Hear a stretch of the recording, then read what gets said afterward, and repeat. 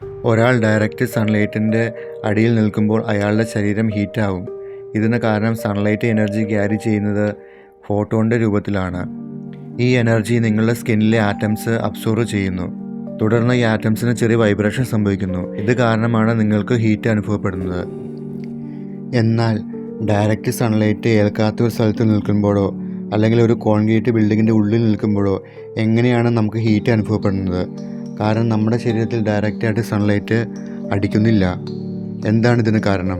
ഇതിന് കാരണം സൺലൈറ്റിലുള്ള ഫോട്ടോൺസ് അന്തരീക്ഷത്തിലുള്ള ആറ്റംസായി കൂട്ടിയിടിക്കുന്നു. സൺലൈറ്റിൽ നിന്നുള്ള എനർജി ആറ്റംസിന് ലഭിക്കുകയും അത് വേഗത്തിൽ ചലിക്കാൻ തുടങ്ങുകയും ചെയ്യും. ഉദാഹരണത്തിന്, നമ്മൾ വെള്ളം ചൂടാക്കുമ്പോൾ വാട്ടർ മോളിക്യൂൾസിന് എനർജി ലഭിക്കുന്നത് വഴി അത് ചലിക്കാൻ തുടങ്ങുന്നു. ഇത് തന്നെയാണ് അന്തരീക്ഷത്തിലും സംഭവിക്കുന്നത്. സൺലൈറ്റ് വഴി ലഭിച്ച എനർജി വഴി ആറ്റംസ് ചലിക്കാൻ തുടങ്ങുകയും ചുറ്റുമുള്ള ആറ്റംസുമായി കൂട്ടിയിടിക്കുകയും ചെയ്യും. അങ്ങനെ അവിടെയുള്ള അന്തരീക്ഷം മൊത്തത്തിൽ ചൂടുപിടിക്കും. അതായത് ഡയറക്റ്റ് സൺലൈറ്റ് അടിക്കാത്ത സ്ഥലത്ത് നിൽക്കുമ്പോഴും നിങ്ങൾക്ക് ചൂട് അനുഭവപ്പെടുന്നത് അവിടെയുള്ള ചലിക്കുന്ന ആറ്റംസ് നിങ്ങളുടെ ശരീരത്തിൽ വന്ന് ഇടിക്കുന്നതിനാലാണ്. നിങ്ങളുടെ മുഖത്തും കയ്യിലും ശരീരത്തിലുമെല്ലാം ആറ്റംസ് വന്ന് ഇടിക്കുന്നതാണ് നിങ്ങൾക്ക് ഹീറ്റായി അനുഭവപ്പെടുന്നത്.